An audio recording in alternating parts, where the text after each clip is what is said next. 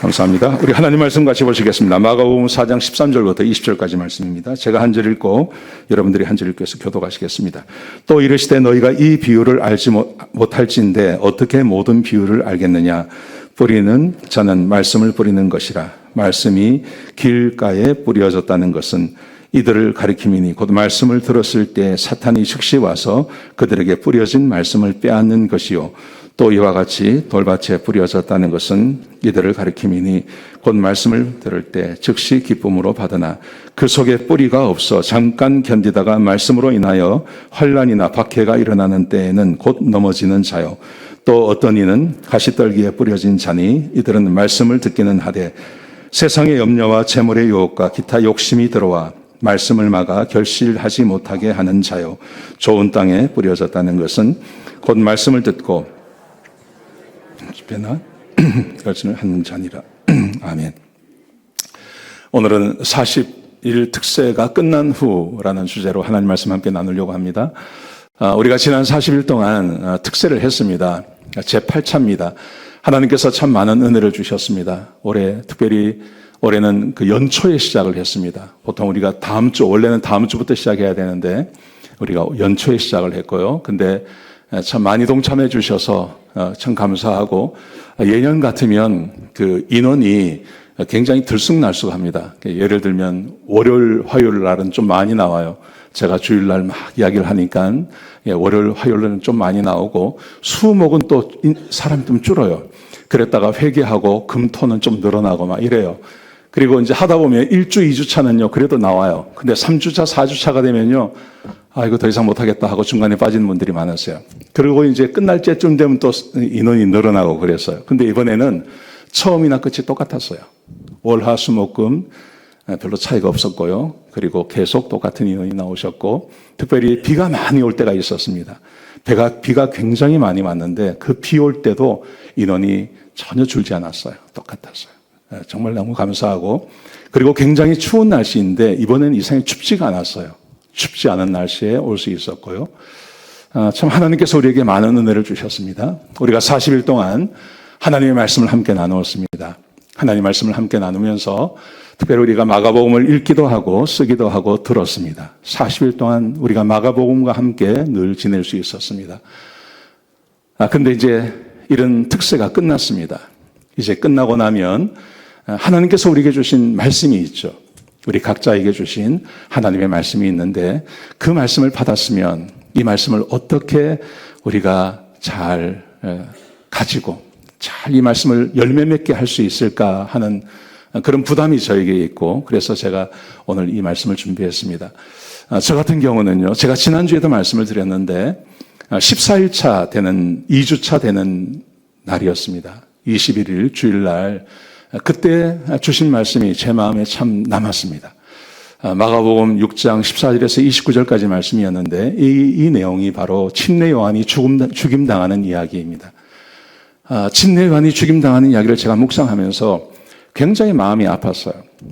왜 하나님은 침례 요한 같은 분을 이렇게 버리시나 하는 생각이 들더라고요. 이렇게 침례 요한 정도 되면 좀 의미 있게 죽음을 맞으면 얼마나 좋습니까?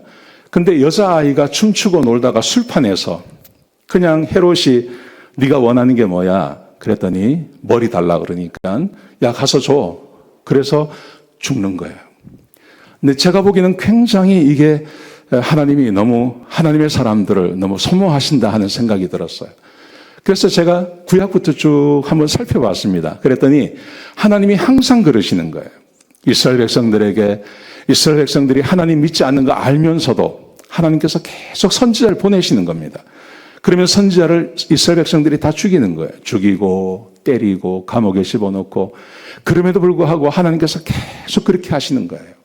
결국은 예수님까지 오시지 않습니까? 예수님께서 오셨는데 사람들이 예수님을 환영하지 않습니다. 그리고 예수님께서 죽으십니다. 이것도 보니까 하나님께서 소모하시는 것처럼 보이는 거예요. 그리고 제가 한 가지 깨달은 게 있어요. 뭐냐면 이 그리스도인의 삶이라는 것이 이렇게 소모하는 삶이구나. 내 시간과 내 모든 것을 다 버리고 사는 게 그게 그리스도인의 삶이구나 하는 생각을 제가 가지게 되었어요. 저는 이게 낭비하는 거 별로 좋아하지 않습니다. 우리 집에 오시면요, 우리 집에서는요, 제 방 같은 경우는 불을 거의 안 켜요. 그냥 어둡게 지내요, 그냥. 불을 그냥 켜지 않아요. 불 켜는 게 아깝더라고요. 그래서 크리스마스 때 우리 동네에 그 크리스마스 추리를 다 해요. 근데 안 하는 집이 딱 두 집 있어요. 목사인 우리 집하고 우리 옆집인 무슬림 믿는 그 집하고 우리 집만 안 해요. 다른 집은 다 하는 거예요.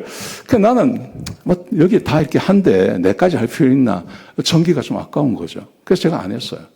우리 집 뒷마당에 조그만 잔디밭이 있는데요. 거기요, 물 거의 안 줍니다. 그냥 어느 정도 살아 있을 정도만 주는 거예요. 그렇게 하거든요. 근데 그래서 낭비하는 게 싫은 거예요. 시간 낭비하고 이렇게 한 게 싫은 거예요, 저는. 그런데 이번에 하나님께서 말씀을 주셔서 낭비하라는 거예요. 낭비하라는 거예요. 제가 이 말씀을 받았습니다. 이 말씀을 받고 제가 계속 기도하고 하면서 도대체 이 말씀을 어떻게 관리하고 이 말씀을 어떻게 관리해서 내가 열매를 좀 맺을 수 있을까? 이 생각 제가 하고 이 말씀을 함께 나누려고 합니다. 아마 여러분도 이런 게 있을 거예요. 하나님께서 40일을 지나가면서 하나님께서 여러분의 마음 가운데 주신 말씀이 있을 거예요. 여러분, 그 말씀을 어떻게 우리가 관리하고 또 그 말씀을 잘 관리해서 열매를 맺고 살 수 있나 하는 거죠. 특별히 씨 뿌리는 비유가 이 말씀을 관리하는 데 굉장히 도움이 된다고 생각합니다. 보시면 씨 뿌리는 자가 말씀을 뿌린다고 되어 있어요. 오늘 본문에 보시면 씨 뿌리는 분이 하나님이십니다. 하나님께서 지난 40일 동안 우리 성도들의 마음 가운데 우리 교회에 하나님의 말씀을 뿌리신 거예요. 그 중에 하나가 제가 받은 거예요. 아마 여러분도 이런 경험이 있을 것입니다. 자, 그런데 밭은 두 가지 종류가 있다는 거예요. 두 가지 종류가 있는데 하나는 열매를 맺지 못하는 밭이 있고 한 마음은 열매를 맺는 밭이 있는 거예요. 열매 맺지 못하는 밭과 열매 맺는 밭이 있는 거예요. 나는 열매 맺고 싶은 마음인 거예요. 제 마음이 열매를 맺었으면 좋겠는 거예요. 열매 맺지 못하는 밭을 원치 않는 겁니다. 우리가 이 이야기 너무나 잘 알고 있는 거죠. 보시면 길가에 밭이 있고 그리고 돌짝밭이 있고 가시덤불 밭이 있는데 이 세 종류의 밭은 어떤 거냐면 하나님의 말씀이 죽어버리는 거예요. 길가의 밭은 말씀을 빼앗겨버리는 겁니다. 돌밭 같은 경우는 말씀을 받기는 받았는데 환란이 오고 박해가 오니까 말씀을 포기해버린 거예요. 이 가시덤불 밭도 마찬가지입니다. 가시떨기 밭도 말씀을 받기는 받았는데 세상의 염려나 재물의 유혹이나 이런 것 때문에 하나님의 말씀이 자라지 못하고 그냥 죽어버리는 거예요. 성경에 보시면 마가복음을 우리가 쭉 읽어봤는데 마가복음에 보시면 열매 맺지 못한다는 이야기가 몇 군데가 나옵니다. 근데 대표적인 것이 바로 이겁니다. 무화과 나무입니다. 이 예수님께서 아침에 예루살렘에 오셨다가 아침에 일찍 일어나셨는데 배가 고프셨어요. 보니까 무화과 나무 열매, 그 잎이 아주 무성한 나무가 있었어요. 그래서 열매를 하나 얻을까 해서 갔더니 열매는 없고 그냥 잎만 무성한 거죠. 그래서 예수님께서 이 나무를 저주해 버리십니다. 저주하고 말라버리는 거죠. 근데 잘 아시는 것처럼 이 무화과 나무는 그 당시에 성전을 이야기하는 거예요. 성전을 예시로 보여주시는 거예요. 그래서 11장 그 다음 절에 보시면 성전에 대한 이야기가 나오는 겁니다. 성전에 보시면 원래 성전은 만민이 기도하는 집이라고 되어 있습니다. 만민이 기도하는 집이라는 것은 성전에 와서 하나님 말씀을 배우고 그리고 백성들이 그 말씀대로 사는 거예요.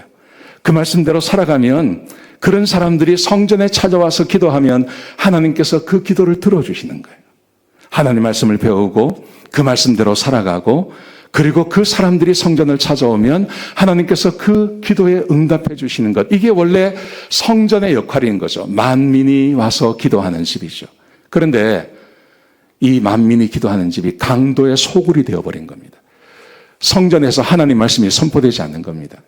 백성들이 하나님의 말씀을 듣지 않습니다. 마음에서 하나님 말씀을 다 버려버립니다. 열매 맺지 못합니다.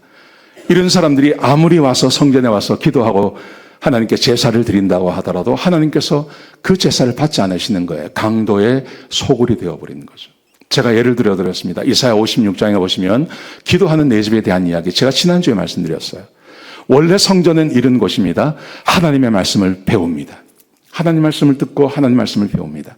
그래서 안식일을 지키고 하나님께서 기뻐하시는 일을 선택하고 그리고 하나님과의 언약을 굳게 지킵니다. 하나님 말씀을 마음에 새기고 그 말씀대로 살아가는 겁니다.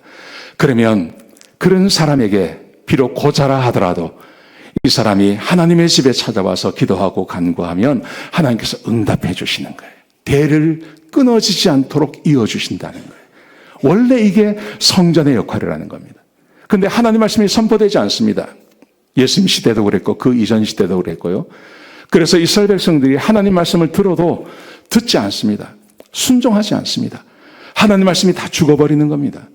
그래서 더 이상 기도하는 집이 아니라 강도의 소굴이 되었다고 말씀하시는 거예요. 열매 맺는 밭은요. 열매 맺는 밭은 하나님 말씀을 받고 그 말씀대로 사는 걸 말하는 거예요. 아주 쉽습니다. 좋은 땅에 뿌려졌다는 것은 곧 말씀을 듣고 받아 30배, 60배, 100배의 결실을 하는 자느니라. 하나님 말씀을 듣고 잊어버리지 않고요. 그 말씀을 마음에 딱 받아들이고 그리고 그 말씀이 요구하시는 대로 살아가는 겁니다. 그래서 그 말씀대로 살았더니 하나님께서 30배, 60배, 100배의 열매를 맺게 해주시는 거예요. 얼마나 복된 것입니까? 성경에 보시면 마가복음 3장에서 예수님께서 이렇게 말씀하세요. 예수님께서 회당에서 말씀을 증거하는데 어머니와 동생들이 찾아왔어요. 그때 어떤 사람이 밖에 어머니와 동생들이 찾아왔습니다. 그랬을 때 예수님께서 이렇게 말씀하세요. 누가 내 어머니고 내 동생이냐? 그러면서 말씀하시기를 누구든지 하나님의 뜻대로 행하는 자가 내 형제요 자매요 어머니니라. 하나님의 말씀대로 살고 하나님 말씀을 받아들이고 그 말씀대로 사는 사람들, 이 사람들이 바로 예수님의 형제 자매라는 거죠. 아멘이십니까? 네. 제가 40일 특세할 때 한 중간쯤 지나갔을 때 제 마음에 계속 와닿는 게 있었는데 그게 전도하라는 거였어요. 저는 이상하게 이번에 그 마음을 계속 주시는 거예요. 제가 기도할 제목이 많은데 제가 기도를 전혀 못했어요. 하도 그 말씀이 강하게 와서요. 하나님, 내가 어떻게 하면 좋을까요? 계속 그 기도를 드렸어요. 제가 제 마음에. 그런데 어느 날 제가 생각을 했어요. 내가 지금 어떻게 살고 있나? 내가 옛날에 어떻게 살았나? 이 생각을 했습니다. 근데요, 제가 중학교, 고등학교 다닐 때는요, 진짜 전도 많이 했어요. 중고등학교 때 진짜 전도 많이 했어요. 우리 친구들 중에요, 저 만나면 다 교회 갔어요. 우리 교회 나갔어요. 근데 내가 신학교 가고 나서 전도 안 하는 거예요. 신학교 가니까 전부 예수 믿는 친구들이잖아요. 예수 안 믿는 사람을 만날 수가 없는 거죠. 신학교하고 교회만 왔다 갔다 하니까, 그러니까 전도 안 하는 거예요. 근데 그게 한 4년을 그랬더니 군대 가서도 그러는 거예요, 제가 군대 가서요, 저하고 같이 방을 쓰던 친구가 하나 있었어요. 그 친구는 육사 나온 친구였어요. 그 헬리콥터 조종사였는데, 그 친구가 저하고 같이 방을 썼는데요. 그 친구가 저한테 뭐라 그러냐면, 처음 만나서 얼마 안 됐는데 자기 이야기를 하는 거예요. 자기는 그 포항 친구인데 책을 너무 좋아하는데 자기가. 책을 너무 좋아하는데 육사에 가가지고 처음으로 성경책을 처음 본 거예요. 집안 자체가 예수 믿는 집안이 아닌 거예요. 육사에 갔는데 그때 처음으로 성경이라는 책을 봤는데 이렇게 두껍고 금장이 돼 있는데 책이 너무 이쁘더라는 거예요. 그래서 자기가 그걸 하나 얻었대요. 그리고 책상에 이렇게 꼽아놨대요. 꼽아놨는데 일주일도 안 돼가지고 자기 어머니가 면회를 왔더래요. 그래서 면회 와서 어머니 여기 웬일이십니까? 그러니까 야, 너 여기서 교회 나가냐? 그러더래요. 그래서 교회 안 나갑니다. 그러니까 너 혹시 뭐 성경책이나 이런 거 가지고 있냐? 그러더래요. 그러니까 가지고 있다고. 내가 책이 좋아서 그거 하나 가지고 왔다 그러니까요. 너 그거 당장 치워라 그러더래요. 그래서 어머니 이거 어떻게 하셨어요? 그러니까 어머니하고 어떤 여자가 같이 왔는데 그 여자가 무당인 거예요. 어머니가 무당 찾아가가지고 뭔 이야기를 하는데 무당이 기도하고 뭐 이렇게 하더니 당신 아들이 지금 예수 믿는다고 그래서 쫓아왔다는 거예요. 너 그거 안 없애면 너 죽는다 그러는 거예요. 그러니까 이 친구가 이걸 없애버린 거예요. 나 만나고 나서 내가 신학교 다니다 왔다 가니까 저한테 그 이야기를 한 거예요. 그래서 내가 어떻게 생각했냐면 얘는 전도하면 안 되겠구나 이 생각한 거예요. 그래서 내가 같이 방을 2년을 썼는데 내가 전도를 안 했어요. 근데 이 친구가요. 한 1년 반쯤 지나갔는데 저한테 뭐라 그러냐면 야, 최성광 너는 왜 나한테 전도 안 하냐 이러는 거예요. 지가 나 만나자마자 전도하지 마라 그래 놓고 1년 반이 지나갔으니까 내가 교회 가자 말도 안 했거든요. 근데 한 1년 반쯤 지나가니까 하루는 그러더라고요. 너 왜 나한테 전도 안 하냐 이러더라고.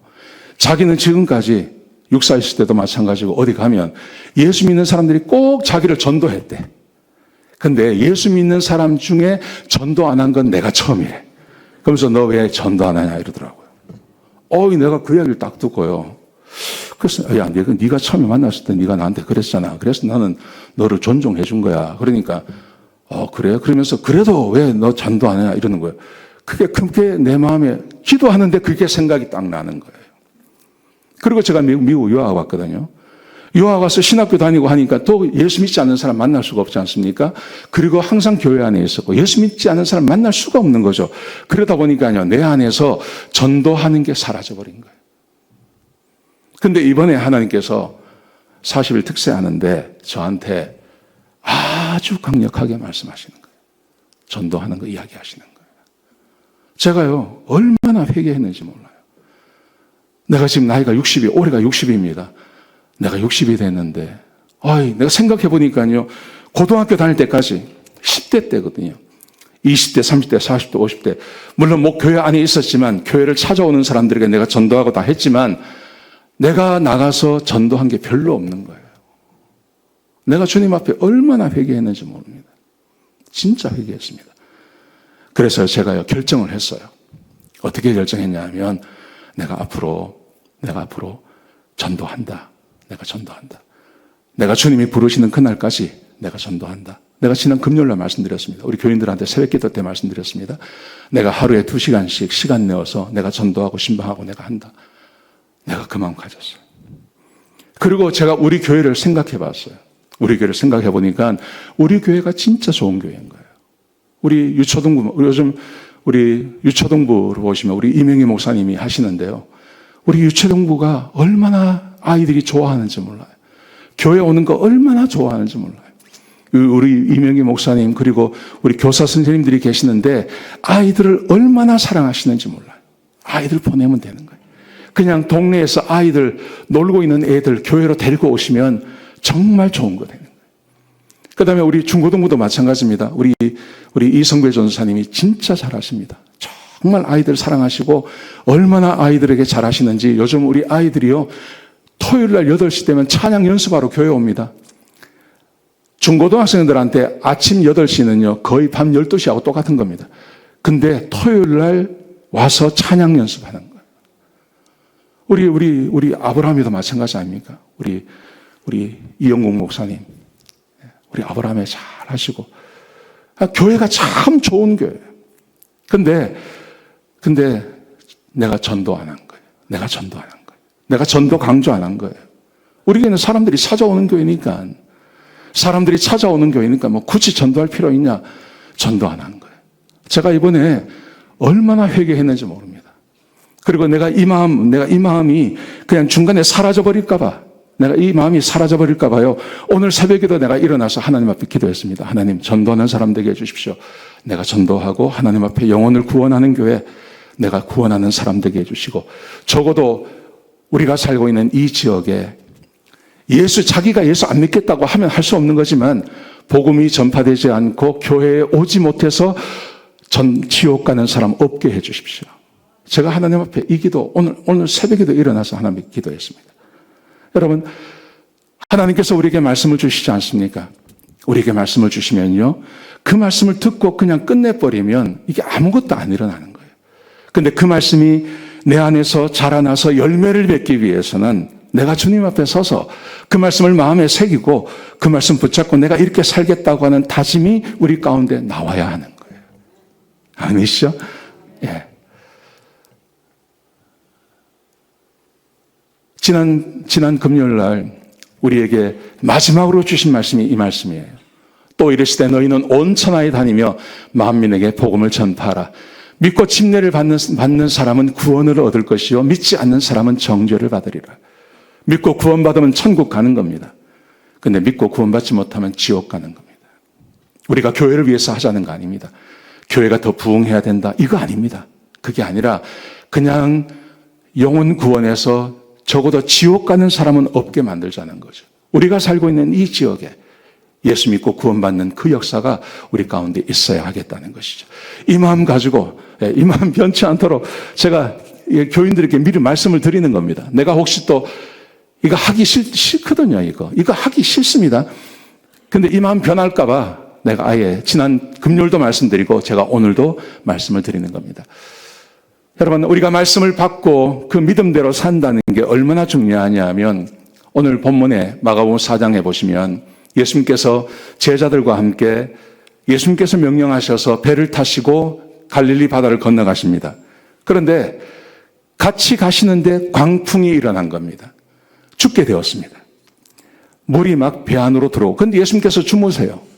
그랬더니 제자들이 왜 우리를 죽게 되었는데 왜 우리를 돌아보지 않느냐고 막 제자들이 항의를 합니다. 그랬더니 예수님께서 일어나셔서 바람을 잠잠케 하시고 바다를 잠잠케 하셨습니다. 그 다음에 예수님께서 하시는 말씀이 이런 말씀입니다.